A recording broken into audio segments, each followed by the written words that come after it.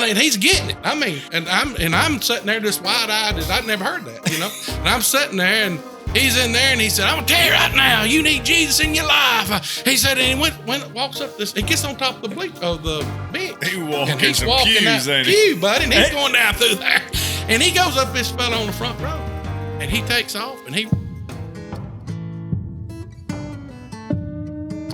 Hey everybody, welcome back to the Hayden Alabama Podcast. I'm Philip. I'm Shane. And I'm Greg. Boy, you guys are in for a treat today. Let me introduce you quickly to Brother Gregg here. So he's our local tax collector, a.k.a. Taxman. Revenue Commissioner. He's not Matthew. That's right. I'm the revenue. I'm not the tax collector. That's right. I write Greg a lot of checks every year, but that's not why he's here. So how I got to know Greg, obviously because he's just across the river in Locust Fork, neighboring town, but I served with him at Locust Fork Baptist Church. He's the worship pastor there.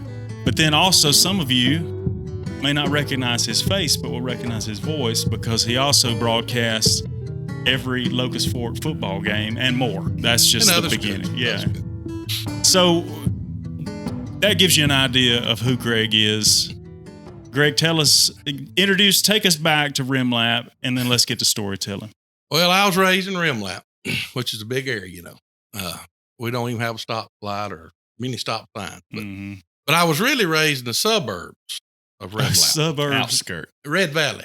Over there was 3 or 4 houses, And when I was raised in Red Valley, it was like old farmland, Yeah. There wasn't many people there. You didn't lock your car at night. You went, one of the highlights of my day was trying to find crawdads in the creek. I had a horse, motorcycle, just like you guys was raised, went hunting and all that kind of stuff. But I really got my start at the old Rimlap school. Now, I know y'all went to Hayden. I went to Locust Fork, but I got my start at the old Rimlap school. There was 2 rooms. You had a upstairs was 1st, 2nd, and 3rd grade, and 1 teacher. Downstairs was 4th, 5th, and 6th grade, 1 teacher, and you had a principal. That's all you had.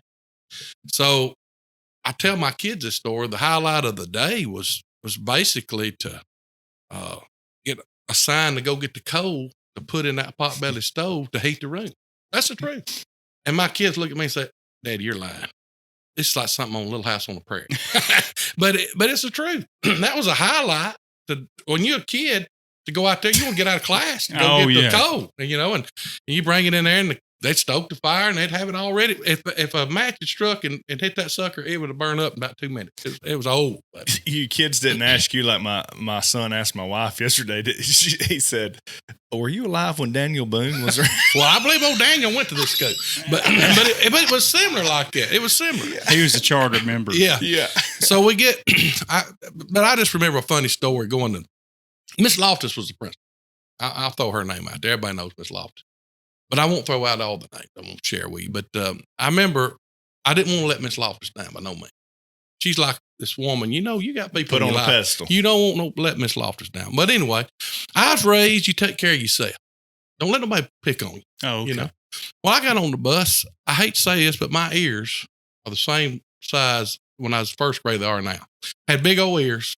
And I was on the school bus, and the old boy behind me in 3rd grade, he's picking on this little kid, me. 1st grade. He starts thumping my ear. You ever had your ears thumped? Oh, yeah. Hurts. You know what I'm talking about? Feeling. Especially when they're big as mine was when I was in 1st grade. Especially when it's cold. Had a crew cut. Looked good, And, lots of nerve endings out that's there. right. That's right. So he starts thumping my ear.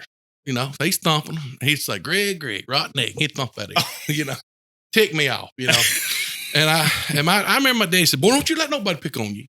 Don't you let nobody run over you. You take up for yourself." So times went on.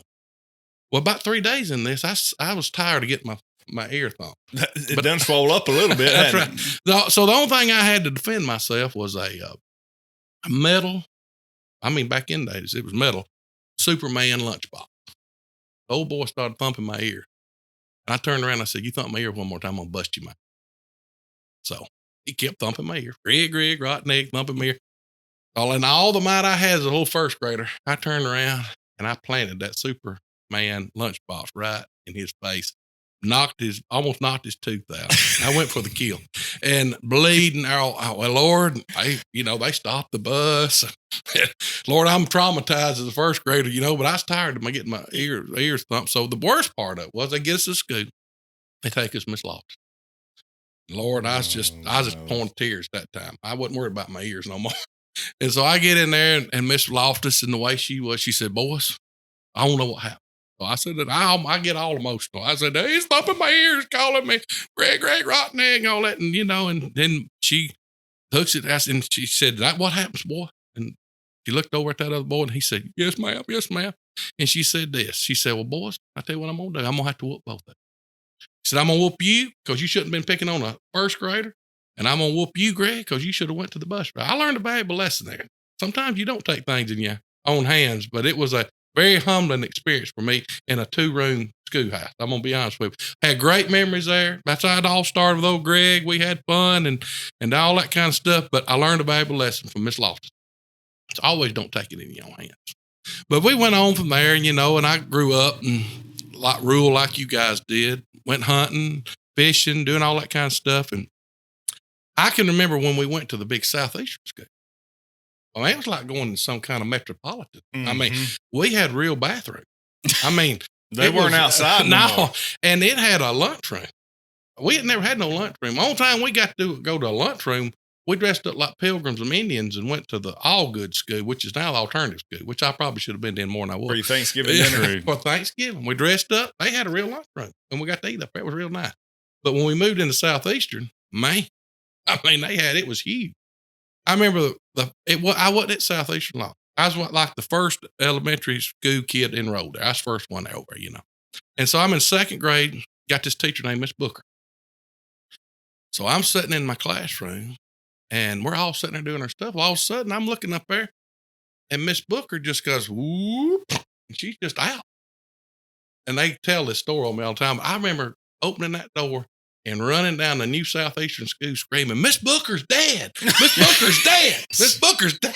So they all come in there, and she had a little thing when she passed out. Like Paul Revere, the British are coming. Yeah, you're heralding, boy. But it was kind of, I don't know, it could have took you away. You thought the woman died, in second grade. I went from getting my ears and busting a man, now I've got a woman passing out. So I started off school pretty rough. But she's okay. She was fine, and she is an elderly lady. And but I just remember the way she'd paddle you. Most people whoop your tail.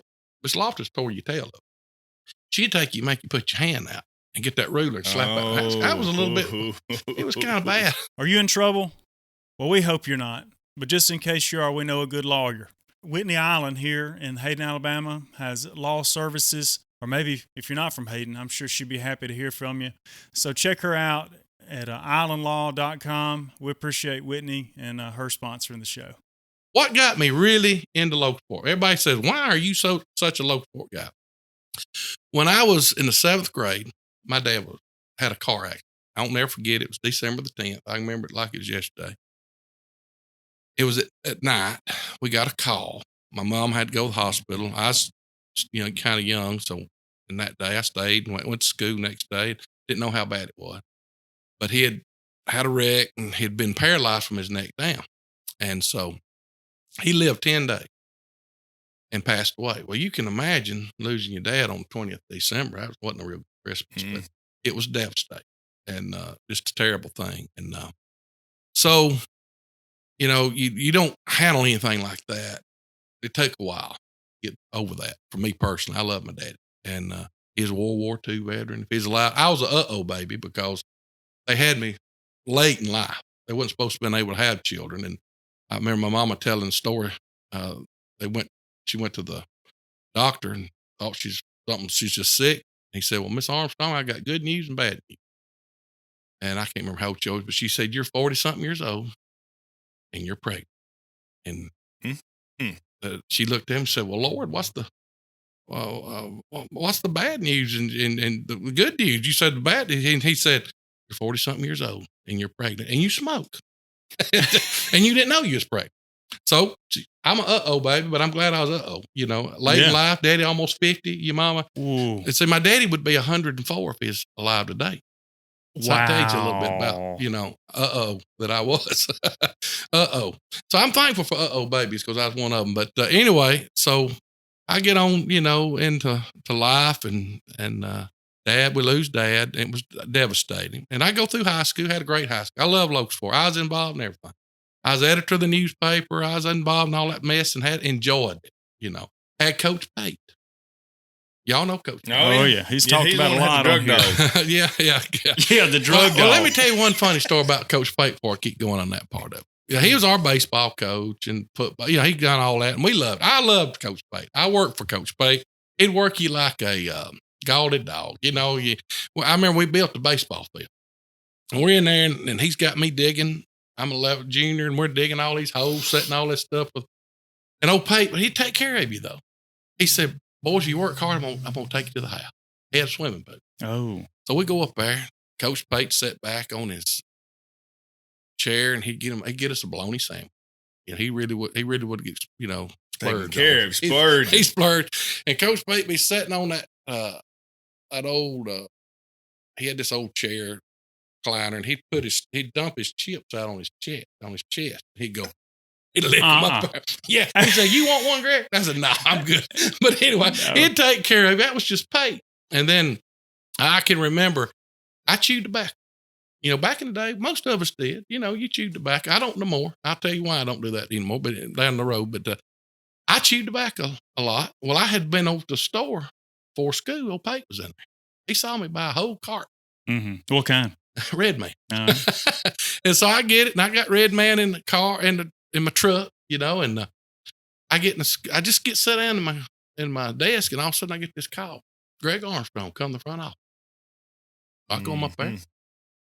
And old Pate, he's sitting in the office there, and he says, "Boy, you ain't supposed to be chewing tobacco."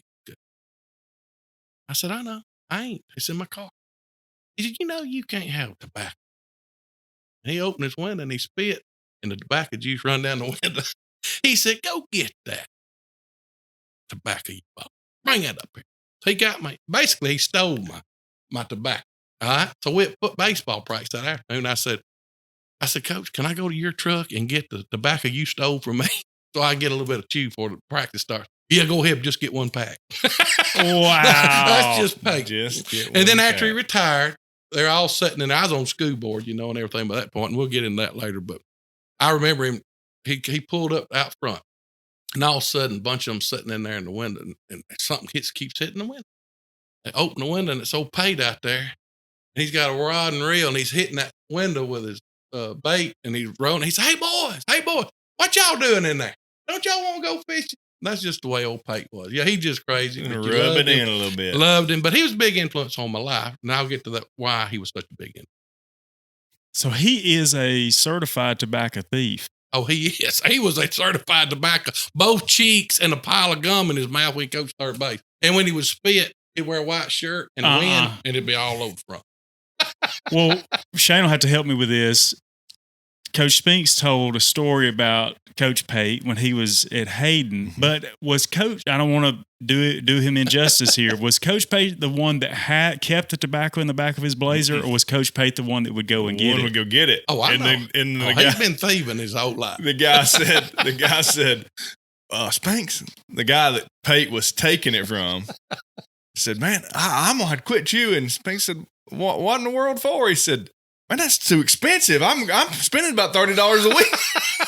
And Coach Pate had been going every day and just taking one pouch out of it. He'd take it from you, but he didn't think nothing about it. It wasn't good for you. But it was good for him. It was good for him.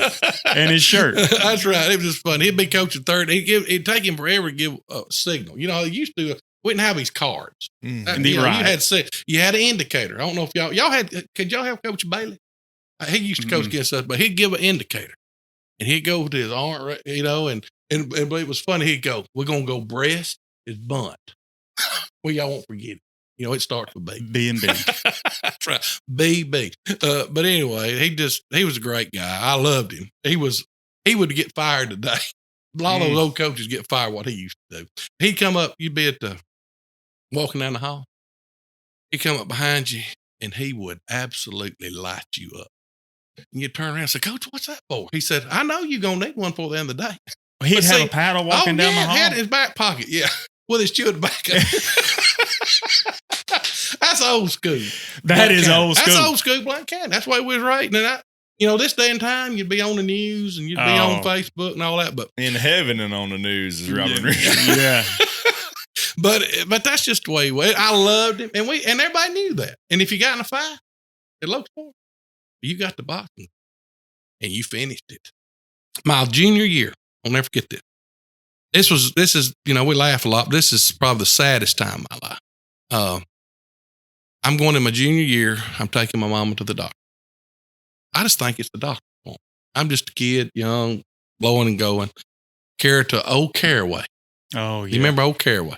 The Blue Star. Okay. That's right. Everybody remembers the Blue Star. Now it's going to be an amphitheater. Funny how life changes. But we carried down there. I waited. Lord, I waited in the and out there in the lobby forever. And I thought, what is going on?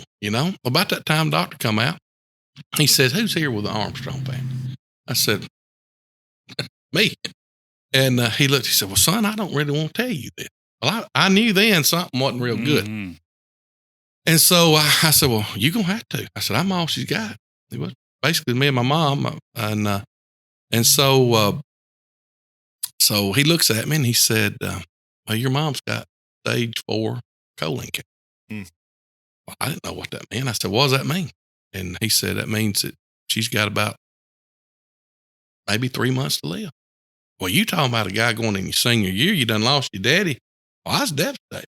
I was sitting there thinking, what am I going to do? And so she had what they call one of those, and had that put on the side, and they trained me how to do all that. And so I knew how to do it. I can still remember when it was. It was July the 2nd, I believe it was, in the summer. When I said, well, I got to go tell him I can't go. I'm going to have to quit. I got to take care of my mom. I went, Coach Pate was there, and the principal was there. And I walked in, and I was kind of emotional. I said, I don't want to, but I'm going to have to quit. I said, I got to take care of my mom. That's all I got. She's all I got. They say she's got 3 months to live. I got to do it. And I was trained, how to do that. And they said, no. I remember Pate looked at me. He said, no, you're not quitting. Because we need you and you need us. And so I said, we'll help you through. So, I didn't know what was going to happen. It was summertime we got to school. I went to school. I was never going to, I'll tell you right now, a lot of times you won't get out of school. I wasn't ever going to take advantage of what they was offering me. There wasn't many times. But there's 3 or 4 times I had to go home early or had to come in, or they'd call me and I'd have to go. But they worked with me the whole time. They helped me through that. Well, my mama lived. She lived through football, senior night. She was out there on the field with us. She lived through Christmas. She lived through me going to the prom. I remember I got pictures of me and her in my tuxedo. Well, right after the prom, she started going down. And 2 days before I graduated from high school, she passed away, which was devastating. But I can remember I was to that point, though. She had suffered so much. I prayed the Lord to take her. I couldn't stand to see her. And my family stepped in and helped with me through that. But you can just say you graduate from high school, you ain't got your mom and your daddy. But the Locust Fork people, let me tell you something. I don't know how many people at the funeral home. They took me in. They took care of me. And from the night I was on that football field, I remember praying this prayer. Lord, if you ever put me in a position to help this place, I promise you. Well, the Lord did. Put me in position. I was raised up Church of Christ. And, but I became a Baptist a year after I graduated from high school and started going to local Baptist church. Some of my favorite times in my life was youth ministry. I loved it. I was a kid. I won't tell you how crazy local Baptist church was. They hired me as a 19-year-old kid to be the youth director, the children's director, and the music. All right. But I'm going to go back to the tobacco. Uh-oh. All right. I had 2 old boys. Never had an incident the whole time I was a youth director. I had 2 old boys. We went to Six. I used to carry them Six Flags, and we'd go to Whitewater. Well, they was smoking. Never had that happen. Boy, I cut them off to the side and said, boy, let me tell y'all. I said, we ain't going to have no smoking on these trips. This is church tree. And I won't never forget what one of them looked at. He looked up and he said, well, what's the difference in us smoking and you chewing the back? And I looked right at both of them and I said, there ain't one thing different. I tell you what I'm going to do. I'll never chew again if y'all won't never smoke. I don't know if they held their end of the boat up, but bargain, but I have never chewed since. That was the last day. That was it. I cut it off. I gave them a commitment and I wasn't going to do it. They was absolutely right. There wasn't a difference in it. But smoking is kind of like I heard a preacher one time say, smoking ain't going to send you to hell. Just make you smell like you've been there. A lot of truth to that. That's a lot of truth to that, but some of the best stories that we get on this show are from church. Yeah. Well, I'll go back before I become youth director. Let me give you one. I was church crisis. It's kind of low key church crisis. It's a little bit low key. I was wanting to date this old. All right. So she went to this church, and let me tell you something. Everybody's different. And I am a charismatic. Really, I am. I love the Lord. It don't bother me to shout and all that. But at the time, I was kind of scaredy, when I never had been around anything like it. And let me tell you something. People want to shout. I don't care. That's praise the Lord. You do what the Lord leads you to do. But at that time, I was a little kid, 16. I won't date this little girl. She was real pretty. And so I went to this church. It's a little country church. And the preacher, he was really getting into it. I won't never forget. The only way I know to do is just do it, So he's up there. He's just up there preaching, and he's getting into it. I'm talking, glory to God. I tell you right now, you need Jesus in your life. He's getting it. And I'm sitting there just wide-eyed as I'd never heard that, And I'm sitting there, and he's in there, and he said, I'm gonna tell you right now, you need Jesus in your life. He said, and he walks up this. He gets on top of the bench. He's walking pews, that pew, buddy, and he's going down through there, and he goes up this fella on the front row. And he takes off and he rears back and he goes, slap. He said, brother, you so-and-so, you love Jesus. Yeah, glory to God. And he slaps him. I'm thinking, oh, buddy, don't come back here. At the time, I got a lunchbox. I'm a nervous. That was the last time somebody flicked me on the ear. No, but it made me a nervous wreck. But I remember that, and so he's preaching and he gets up there and I get to enjoying it.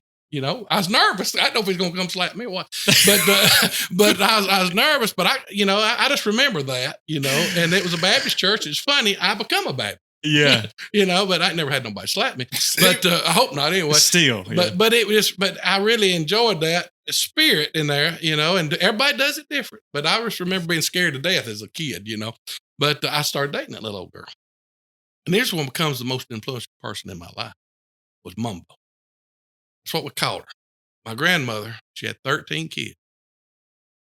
She was born in 1902. I think that's right. And she had 13 kids, 8 boys, 5 girls. When my parents deceased, she raised them. Mumbo, it gave me a lot of wisdom. And she also, one day, I remember she said, boy, you need to pray for your grandmother. You need to pray for your grandmother. And I said, why, Mumbo? She said, because I need to practice. I need to pray and you need to practice. I won't ever forget her. So she said that. And she always had a way of kind of turning things around like that. Then one time I remember this was kind of a life lesson. I'd got mad at somebody at church. And they were big, in the church. And I said, I ain't going back down there, Mumbo. She said, why? I said, well, they done this, they done that. Ain't nothing but a bunch of hypocrites down there. I ain't going back down there. They done made me mad. And she said, well, I'd show God. That'll teach him. And I said, what do you mean it's show God? So I show God. Don't go back. Go down there. She said, I tell you what them hypocrites are. They closer to the Lord than you are. And I said, what do you mean? He said, because they stand in between you and there's a lot of truth to that. Mm-hmm. She said, why are you going to that church? Well, you going for them or you going for him? I tell you what, Mumbo had a way. I always like the folks that say, ones that say, well, the church is full of hypocrites. And then they say, well, did you go to Walmart last week? Well, yeah, I had to go get some groceries. Well, you know how many hypocrites go to Walmart? Let me tell you this, and I'm not getting spiritual on anybody, but I'm going to tell you, we all got faults. Mm-hmm. We all fall short. We all a bunch of sinners. Praise the Lord, but that grace covers us, and I'm thankful for it. But that woman led me to the Lord. And she's been planted the Lord in my life. She brought you back a few times, too. She straightened you out and love on you. Biggest influence in my life. Won't never forget her. So I have to give her credit for everything good out of me Had to come from old Mumbo. My favorite, I'm going to add mine to the hypocrite statement because it's prevalent. That excuse is used wide. It is. Far My and wide. favorite one is there's a bunch of hypocrites down there. We got room for one more. That's right. Because we all fall short. At the end of the day, every single person has a mask that they put on That's right. at some point or another. Everybody. All I that never met anybody Facebook, didn't. Everything looks good on Facebook. Y'all tied it up. Everybody smiling. They like knock each other's teeth out getting to church. That's right. Yeah, you stopped late. arguing. Yeah, get in this car, boy. That's it. Charlie, get in this car. I remember some of the worst fights my wife and I ever had, and then we go on the way to church, and you walk in the church doors, and you straighten that tie up. Yeah. We in love with one another today, And that's just life. That's the truth. I mean, we all deal with it. We all deal with it. Because life's tough. Let me do one for you, the church. Let me do one more church one because you gave us a great illustration with going to a different kind of Baptist church. That's right. Well, I've been waiting to tell this story. You go ahead. I got one more too after this. You got one? I got one. I got one. Shane and I have always went to church. We've never went to church together. Yeah. Well, Shane goes to Union Grove Missionary Baptist Church. Well, I've always gone to a Baptist church, but not the same as Shane. It's just a little. Ain't nothing wrong. Right. I'm not saying one's higher than the other. Nothing. Yeah, go ahead. But it's different. It's different. It's different. Go ahead on. Talk some more about it. Well, here's where I wasn't going to church at all. Yeah. Which happens to a lot of, especially males, Yeah. from 18 to into their 20s. Mm-hmm. Well, I was going to the church of the oak tree, the church of the pine tree, the church of the pond, and that's what I was doing in my life. Well, Shane he was faithful. He didn't do what I did. He kept going. He kept going to church. Well, he told me, why don't you come to church with me? For you. You know, I'll do it. I'll go. So I went over there one Sunday morning and didn't know what to expect. I just thought all churches were the same. I'd never been to any different kind of church, except for the Assembly of God. Now that was different. That's the way I was. Well, I went in there, sitting with Shane. I think we was up there close to the front. And that old boy got stirred up. Yeah. And he didn't slap anybody. No, I didn't slap nobody. But he was talking about, I hope y'all brought you sack lunch today. This is sack lunch Sunday. Boy, we fixing to get after it. Well, my mind went to thinking. Well, he was preaching, and it's funny. This is exactly the story I was going to tell. He was preaching on the little boy that brought the lunch to feed the 5,000 because he had He forgot that story. I'm going to tell you here in a minute why I wasn't paying attention to that part of it. So he was preaching on, the little boy that brought the 5 loaves or ever how many and a few fish.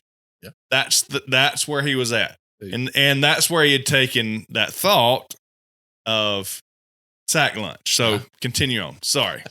He gets up there, he's preaching about this sack lunch. I'm enjoying the message. I mean, you're in tune with the Lord. I'm here. I know exactly where he's at. He needs the Lord, and you're in tune with the Lord. I hadn't even heard anything about Jesus or fish or bread or even tied any of that together. All I heard was this old boy's probably going to preach to 2 or 3 o'clock today, and I didn't bring a sack lunch.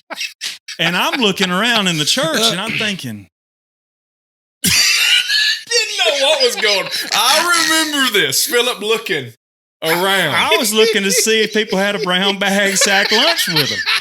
And I leaned over to Shane and I said, did you bring enough for me to have a little bit? I looked at him, I said, so what are you talking about? And the whole time he's up there just bow, just Glory getting that God. glory Yeah. high. Yeah. And all I'm thinking about is I'm hungry. He said, I didn't bring a lunch. You invited me to church and didn't tell me to bring no food to get me through the end of the service. Oh, man. I said, buddy, I got plenty for you. Don't worry about it. You can have some of mine. And of course, he wrapped it up about 11:50 and we left. But boy, that eased my mind. He wasn't worried. He wasn't wanting the word. He wanted some food. No, I was there for the word, but when he told me I thought 2 or 3 o'clock. I said, we in a mess here. Philip didn't know he was really a good Baptist. Already. I was ready. I was more concerned with eating afterwards. That's right. But I will say one more thing. It was funny. Please, I bring went to it. a revival service one time. Oh, yeah. It was just funny. And the woman didn't mean nothing by it. And the guy down there at the altar didn't mean nothing. But you know how you get to you get in the spirit and everybody's going to the altar. All right? You know how you get in the spirit. Well, but everybody's at they people getting their lives changed. But stuff happens sometimes that you don't realize is going to happen. But I'm just a bystander in this deal. And I'm standing there on the second row. Won't never forget it. And the Lord been moving with me a little bit too, you know. But I hadn't went to the altar. But you know things funny happen in church. But so I'm sitting there, and all of a sudden this woman goes. There's this man already down there at the altar. They in revival, and there's this man at the altar. He's pouring his heart out. All of a sudden this woman comes. She's got this big dress on. Well, when she kind of goes to get down on the altar, her dress comes up and goes over his head. I promise you. It happened. I won't ever forget it. Lord, I won't ever forget it. And I see it happen from the second row on the left. And I'm thinking, I was just thinking, Lord, bless his heart. You know, because he's praying. He got his eyes closed. And she ain't meaning nothing by it. She just gets there and she just had a big dress. And he got over his head. He's bald headed too. I just remember that. But you know, I just remember how funny that was. And that guy just kind of went, what are we doing here? Wow. The spirits done come down on it. And he probably didn't know what was happening. You know, that was just that might have been the reason why. You know what, Greg? That's exactly why we have the women pray on this side, the men pray on this side. That's exactly what took place. That might be a good thing. But they heard this story. They might have been there. I don't know. Yeah. But I just remembered that it was kind of comical. I don't know if anybody else saw it, but I saw it. I've always wondered. And I was distracted. Then. I'm sure. You've been distracted in church. I was distracted. Then I thought, what's going to happen right here now? You know, this could go in a lot of different ways. There's some friends that you can't sit by in church. Yeah. We were in church and the evangelist, will not say his name, wonderful man. Yeah. But when he tied his tie, he's a pretty good sized boy. He's not a heavy set boy. He's just a bulky, muscled up. Yeah. Older gentleman, but he's muscled up. Well, when he tied his tie, he must have not. I don't know. He couldn't have looked in the mirror because the point of it was about right here. That wasn't a tie. That was a high. He was getting it ready for a midget. I don't know what he was getting it for, but he had this much space between his belt buckle and the top of his tie, or the bottom of his tie. Oh, shorty! And son, he got up there and was preaching. Yeah. And you couldn't get over that tie. I couldn't look at him preaching. Oh. And Courtney was the at devil will use anything to get our attention. And she was locked in on me and just wide-eyed. Like she knew if she ever caught my eye, I was going to lose it. And I'm sitting in the front, you know. And as he's preaching, as our preachers do, get a little animated, that old tie is just a flopping, you know, up here. And I'm talking about... we all been there. Laughing. We all been there. But I remember one thing. I was in church. I was the music minister. Robert Sawyer was the associate pastor, and he got up and he was doing the opening welcome and the prayer. Well, we had this guy in our church. I'll not name no names. Don't do it. Please don't. But he had a lot of kids. He had a tough time getting to church, I know. When he walked in that church, I promise you, his hair looked like somebody teased him. There hadn't been no comb hit that hair that morning. He just got out of bed, forgot to comb his hair. And it's standing straight up. And it got Robert's attention while he was praying. All right. He called on brother, I think our other preacher to pray. But when he got through, he looked over at me, come over to me. And I seen it. And, you know, you couldn't not notice it. Yeah. You know, it was in the little church that time. So anything happened, you knew it, you know. So he walks in the back door and that hair, it's ridiculous looking. And he comes over and he said, brother, when you get praying in a minute, pray that brother so-and-so can find him a comb. I got a special prayer request. And so here I got to go lead the song. And I'm all choked up and turning red and everything else. It's all I could do. But just funny things happen sometimes. We love church stories. Oh, I do. Let me tell you something. And I spent half my life at church. The other day we were, speaking of Courtney, we were at their oldest son got baptized the other day. And we were at the river for his baptizing. Well, Matthew officiating the service. He's taking care of the business of the service. And he said, hey, the kids are going to sing a song special for us. And Matthew's got some rounders for little boys. Oh, I know. Dean and gonna be good athletes. Oh, they're going to be fine athletes. But Dean and Brent were, and Morgan and Covey was going to sing I Have Decided to Follow Jesus. And Covey was a little hesitant because he doesn't sing that one quite often, but I convinced him because Morgan and Dean and Brent were there. Hey, just go up there and help him. He said, okay, I will. Well, and this is live broadcast. You know, they were doing a live on Facebook so that everybody that couldn't come to the baptizing could watch the baptizing. And Matthew's standing there and he's got Dean and Brent and they set in. I have decided to follow Jesus. And they got in the second. I have decided. And you hear Brent go, brrr, just let out the biggest belch I have ever out of a 3-year-old. Yeah. And Matthew's eyes, again, just fixated on him. Like, I am fixing to lose my mind. But he couldn't do anything about it because we're on live broadcast, right? Yeah. So when Brent lets out the belch, the rest of the singing stops because it's over with. It's over. Yeah. Cubby starts cackling and laughing. I'm laughing. You can't fault anybody. Can't fault anybody. And Matthews he couldn't control it. It just happened. Oh, it was so funny. He was ready to kill him. Ready to kill him because he couldn't do anything about it. Oh, that's right. Yeah. That's right. I can remember sitting in the pew and thinking, you know, your mama, she won't take you outside. Mm-hmm. I can remember those times. You put her right there on the edge or whatever. I've been there. Yeah, I've been. I got the worst whooping I ever had in my life. I can remember it was took out of church one time. I thought she's going to beat me to death. She's going to have to repent for what she did. Yeah, she took it beyond the Bible on that. She went out. If she had got a switch, it'd probably been a log. She had intentions, I think, on killing me. But that's one of the worst whoopers I ever got. But Mama wouldn't let me sit with my friends, so I was probably in high school.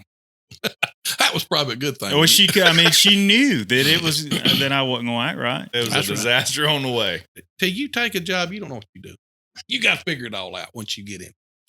Well, I was used to this modern stuff. Well, I'm going to be honest with you. The revenue office was ancient. We had a green screen when I went in office. And you was matching F1, F2. I had to figure all that out, you know. And so I'm in my office one day, and I'm on that thing, and I want to tell you what happened in the first 3 weeks I'm on a job there, okay? So I'm sitting there mashing all these buttons, F1, and figuring it out, getting, you know, and I'm entrenched in that. Well, all of a sudden, I always keep my door open, you know, and all this kind of stuff. And this woman comes, and she said, Gregg Armstrong. Well, it startled me. Like, basically scared me. You're thinking F2. I turn around. She's about 80-something year old, you know. And she's in there, and that woman commences to talk about me. I'm just being honest with you. If my mama had been standing, if Mumbo had been standing, that woman couldn't have bragged on me anymore than that woman bragged. And I didn't have a clue who she was. But she was from Rimland. That's all I knew. And I'm not going to name no names. I didn't know her name until on after that. But anyway, she goes on and starts talking to me about how thankful they are and proud they are of me from Rimlout, being in that job, you know. And so we go on, and she talked about 20, 30 minutes. And then she said, Greg, if you got time, I got something I want to show you. I want you to touch. Well, you think about that. That's kind of startling, even for an 80-something-year-old woman. Before I could get anything out of my mouth, I didn't know what she was talking about. She walks around my office. Well, I look, and she's got a prosthetic leg.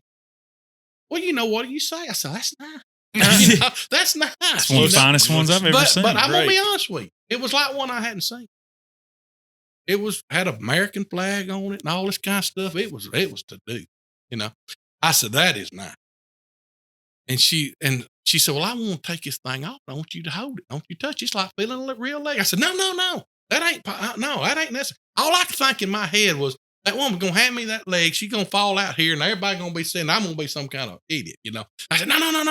That ain't necessary. That ain't necessary. So she went on telling me the story about the leg and all that kind of stuff. Well, all my staff is listening to this. They get a kick out of all this because you never know what's going to happen in the office at the courthouse. So she goes on. She said, well, you ain't seen nothing yet. And I'm thinking to myself, what else she got wrong with it? That's what went through my mind. She said, when I reach right around here and I flip this switch, this baby lights up. I'm telling you, when she flipped that switch, that baby lit up. So I'm sitting there, I said, now that is nice. All I can say. I'm impressed. I'm hearing all this chatter in the back. And that is nice. I said, now that is nice. And she starts wanting to take it off me, hold. I said, no. So she gets on her way and she thanks me and I love that lady. She just but it was just comical how that happened right off the bat. Christmas comes. My staff gets me all this stuff, and they get, I got this big box. Give me a shirt and tie and all this. And they give me this big box. They said, open that up right there. I said, all right. And so I opened it up. It was a leg lamp. They said, in honor of your first difficult customer. So I wasn't a difficult customer. So I got it sits on my stand. If you come to my office, there's a leg lamp right there in honor of her. And it goes right with this story. That's right. And I couldn't get off here without telling one last one. Tell us. I got into radio. I done a little bit of the radio in the 90s. Well, Robbie McAlpine bought the radio station. And he came to me, and this is how all the new radio stuff started. He came to me and he said, Gregg, we're going to start this thing on an app. WCRL, and every school's going to have their own Wildcat network. Old Robert Bradford, one of my buddies. Locust Fork's going to be the Hornet network, but we want you to pilot. It was 2014. He said, and what they're going to do, they're going to be able to hear you on the radio if you on the regular radio at times, but they'll also be able to hear you on their phone. Well, in 2014, I'm thinking, they can hear you on the internet, on the computer. I'm thinking, there ain't nobody going to be listening to no phone on no radio. I mean, for no broadcast. I was thinking, he's crazy. Well, Locust Fork was playing North Jackson. His first year we'd done this thing. And they're playing North Jackson, and a lot of people didn't think we could beat North Jackson, and I don't know that we thought we could. But in the middle of that game, there's this kid from Locust Fork. I'm telling you, he comes up from linebacker spot, and he knocks this kid head, causes a fumble. I didn't even know I'd said it. And all of a sudden, I said, hand off to blah, blah, blah. And I said, and here comes such and such. And I said, howdy, doody, tooty, fruity. He just knocked his head off. Just like that. And I didn't think nothing about it. Just went on the broadcast. Locust Fork won the ball game. Well, I get on Facebook, and all over Facebook, it said, did y'all hear Gregg Armstrong say howdy, doody, tooty, fruity? And so it's become that phrase that I do. So that's where that came from. A lot of people the tagline. It just, how you say something, you don't even realize it came. I don't even know what howdy, doody, tooty, fruity. I remember howdy, doody, but tutti frutti came from something else. But I just said it, and it happened, and now that's what people know me by when I broadcast. Howdy doody, tutti frutti. If you get howdy doody, tutti frutti, you done something. You done a big play. That's right. And so that's what it's always coupled with. That's right. Well, we got two other little things before we go. Let's have our scripture time, and then we're going to end with Shane's all-time favorite. You look just like Covey. That face. Y'all as a spitting image of one another, that discouragement. But let's do our scripture time real quick. Well, so a little background with Ephesians. So Paul's obviously writing this letter to the Apostle Paul and to the Ephesian church and also other churches, but this will be the recipients at this time. But when you get down to verse 15, he starts talking about how he's going to pray for them. So I'm going to read that to you. So verse 15 says, that's why when I heard of the solid trust you have in the Master Jesus and your outpouring of love to all followers of Jesus, I couldn't stop thanking God for you. Very simply, how often do we thank God for fellow believers? Yeah. How often do we thank God for our family? And I know we're quick to go and ask for, what do we need? That's right. Well, because it's on our heart. That's what I need this, Lord. I'm coming to you. I need this. But I just want to bring it to your attention. That was the first part of that prayer that he was telling the Ephesians what he prayed for them for. And he started by that he thanked God for them. So I think there's a lesson. If you're not praying, you need to be praying. If you are praying, we need to be thanking God for fellow believers, our family, our friends, and all those around us. Amen. And I'm thankful for you guys. Appreciate what you do because we all need laughter. Oh, boy. And we all need, that's a good medicine. The Bible says that. And we all need it. And I think you bring it in a special way, a unique way, and Blount County way. It is. It's absolutely Blount County. And everybody in Blount County can relate, and even in other places. But y'all do a great job. It's a blessing. Thank you for having me. Word game, real quick. Now, Greg, this may get cut, may not. Usually don't get cut because it's good. It's so simple. We are going to make a sentence one word at a time, and it just goes in order. Well, you're the honorary guest, so you get to start it this week. You just start the sentence with one word. I'll go next. I'll say a word. Shane will go a word. You'll come back, and we're going to try to make a sentence. But if you pause for 3 seconds, you lose. So what you're saying, I just got to say a word. One word is all you get. You start the sentence. I got my word. And then we're going to keep going until we fail or Shane passes out or gets mad and walks out. One of the two. He hates it. This I may love get it. cut. Jesus Is the King. Amen. That was a good sentence. There is no buts or howevers or whichevers. Just say amen's all he came to. That's right. I'll start one. That was pretty good. Jesus. Around Town There is a crazy man who is always eating food at the diner down town. Aniana. Period. That could be me. Yeah, then that's you later today. That might be great. Brother Greg, we've had a lot of fun. We're going to tie it up for this week here at the Hayden, Alabama podcast. I'm Philip. I'm Shane. And I'm Greg. We'll see you guys next week.